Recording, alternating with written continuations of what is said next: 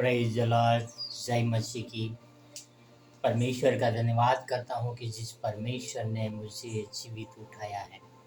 भाई और बहनों और मित्रों, परमेश्वर हमसे इतना प्यार करते हैं कि वो हमें हमारी हर एक ज़रूरतों पे ध्यान देते हैं और परमेश्वर ने उसी के हिसाब से हमारे जीवन में उनके वचन दिए हैं। वो वचन हमारे जीवन को सही दिशा में मार्गदर्शन कर सके। परमेश्वर के वचन में लिखा है कि हर एक पवित्र शास्त्र परमेश्वर की प्रेरणा से रचा गया है। वह उपदेश देने, समझाने, सुधारने और धार्मिकता की शिक्षा के लिए लाभदायक है, ताकि परमेश्वर के जन सिद्ध बन सके। भाई और बहनों और मित्रों, परमेश्वर का जो जन है वह सिद्ध बन सके, उसके लिए परमेश्वर ने उनके वचन हमारे मध्य में दिए हैं, ताकि हम परमेश्वर के वचन को पढ़ें, परमेश्वर के वचन को सुने और उसके अनुसार कार्य करें। और परमेश्वर ने किस तरह से अलग अलग नबियों को हमारे लिए इस्तेमाल किया। परमेश्वर ने अलग अलग राजाओं को हमारे लिए इस्तेमाल किया। परमेश्वर ने अलग अलग संतों को हमारे जीवन में काम करने के लिए इस्तेमाल किया।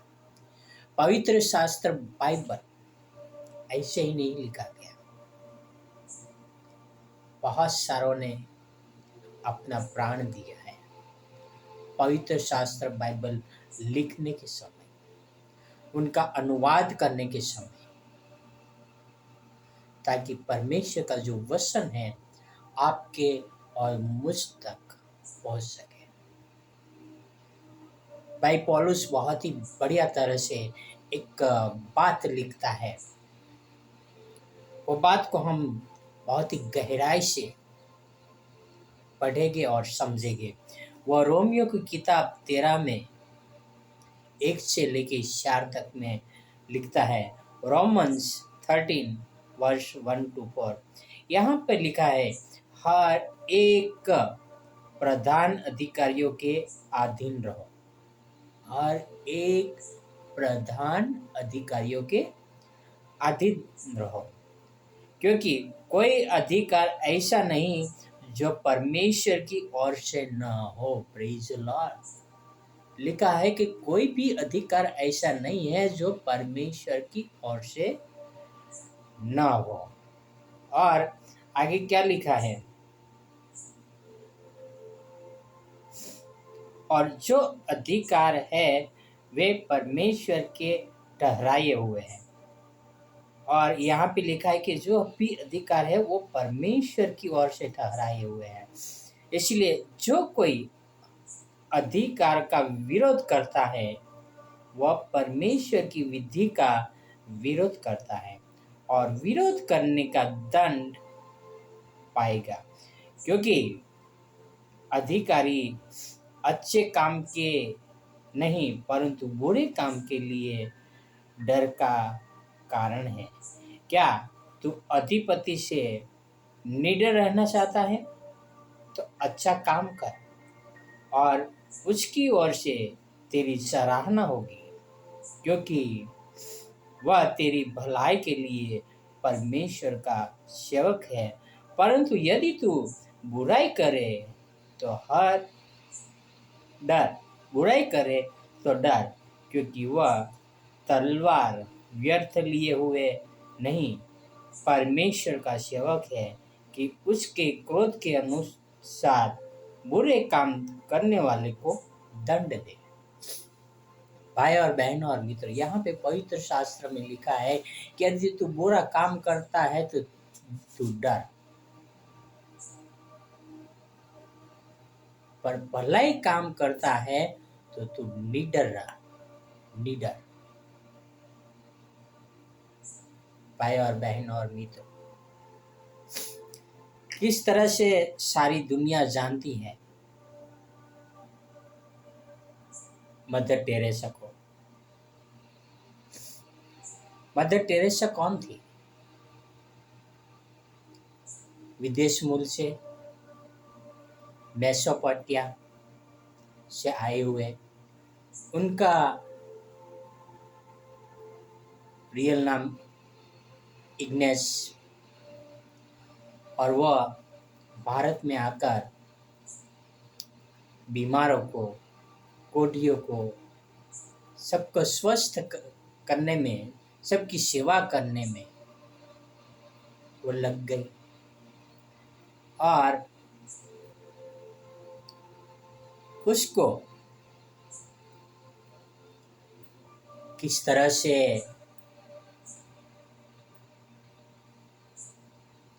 भारत रत्न दिया गया। वह विदेशी महिला भारत में सेवा किया, निस्वार्थ सेवा किया,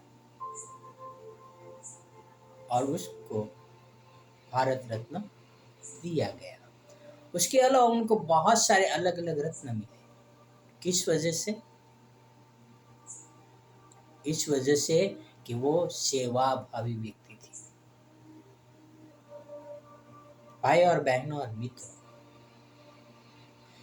हमने देखा है पवित्र शास्त्र में लिखा है कि तुम अधिपति से डर, यदि तू बुराई करता है तो, बाकी तू भलाई करता है तो निडर रह।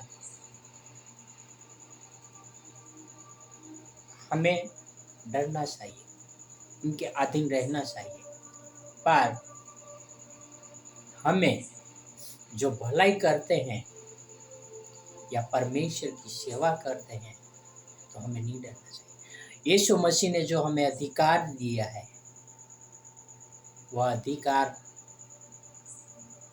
जो आज्ञा दिया है, उसका हमें पालन करना है। जाओ और सभी जाति के लोगों को मेरे शिष्य बनाओ। और वो भी स्वतंत्रता हमारा देश भी हमें देते हैं, पर उनके लिए भी प्रावधान है, उनके लिए भी नियम ठहराया है, उनके लिए भी अनुच्छेद है, उनके लिए भी एक एक्ट है, एक्ट 25। उसमें क्या लिखा है?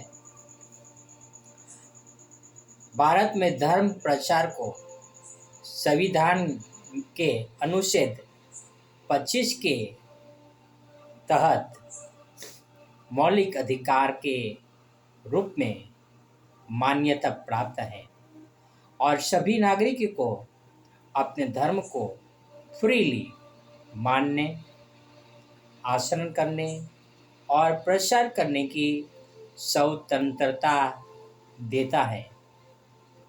हालांकि यह अधिकार सार्वजनिक व्यवस्था, नैतिकता और स्वास्थ्य जैसी सार्वजनिक हित के अधीन है। इसका मतलब है कि धर्म का प्रचार करते समय किसी भी तरह से दूसरों की धार्मिक भावनाओं को ठेस नहीं पहुंचाई जा सकती है, या कानून और व्यवस्था का उल्लंघन नहीं किया जा सकता है। विस्तार के अनुच्छेद 25, एक्ट 25, यह अनुच्छेद भारत के प्रत्येक नागरिक को अपने धर्म को फ्रीली मानने का, आचरण करने और प्रचार करने का अधिकार देता है। भाई और बहन और मित्रों, हर एक जन को यह अधिकार है कि वह अपना धर्म का प्रचार कर सके। हर एक व्यक्ति स्वतंत्र है, पर हमें न किसी भी प्रकार का किसी को प्रलोभन देना है, नहीं किसी को धाक धमकी से पर हमें नियम में रह के पवित्र शास्त्र का नियम, कानून का नियम, सब नियम को पालते हुए हमें परमेश्वर के राज्य का काम करना है। पवित्र शास्त्र में लिखा है, तुम अधिकारियों के अधीन रहो, शासन के अधीन रहो। हमें रहना चाहिए, जो कि हम यीशु मसीह के अनुयायी हैं और हमें यीशु मसीह के शब्दों का पालन करना चाहिए और उनके आज्ञाओं को मानना चाहिए। भाई और बहन और मित्रों, तभी तो सभी लोग जानेंगे कि हम यीशु मसीह के चेले हैं। तो याद रखें कि जो भी अधिपति है या अधिकारी है वह व्यर्थ नहीं है, पर परमेश्वर ने सबके ऊपर ठहराया है। अब हम परमेश्वर के अधीन रहकर परमेश्वर की आज्ञाओं का पालन करें और साथ साथ में हर एक नियमों को मानकर हम परमेश्वर के राज्य के काम करें। अब हम प्रार्थना करें।